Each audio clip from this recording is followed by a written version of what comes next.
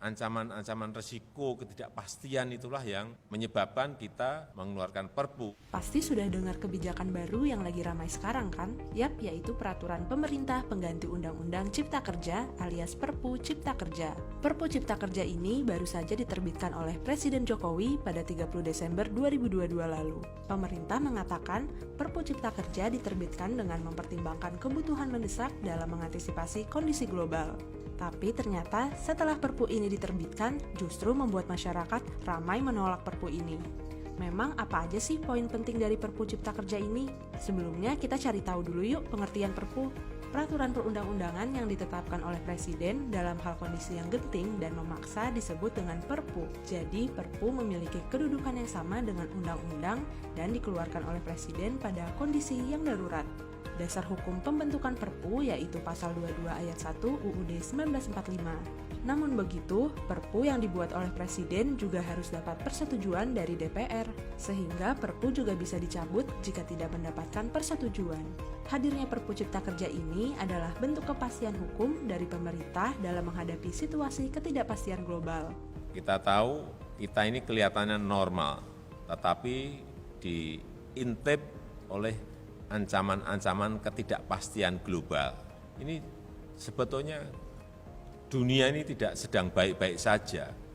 Ancaman-ancaman risiko ketidakpastian itulah yang menyebabkan kita mengeluarkan Perpu, karena itu untuk memberikan kepastian hukum, kekosongan hukum yang dalam persepsi para investor baik dalam maupun luar.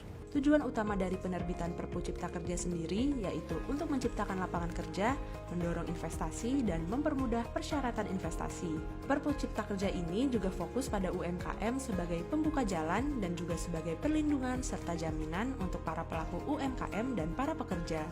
Perlindungan dan jaminan diberikan melalui BPJS Ketenagakerjaan. Bagi mereka yang terkena dampak PHK akan mendapatkan jaminan kehilangan pekerjaan atau JKP. Meskipun Perpu Cipta Kerja ini memberikan banyak manfaat baik kepada investor maupun pekerja, namun ada beberapa poin dari Perpu Cipta Kerja ini yang menjadi sorotan masyarakat. Pertama, penetapan upah minimum di kota dan kabupaten.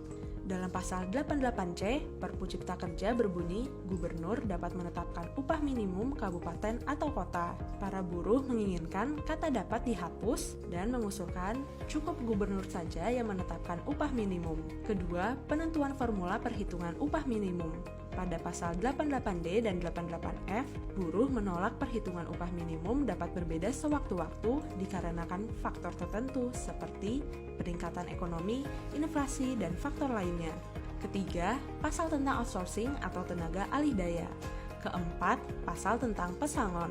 Kelima, pasal tentang PKWT atau perjanjian kerja waktu tertentu.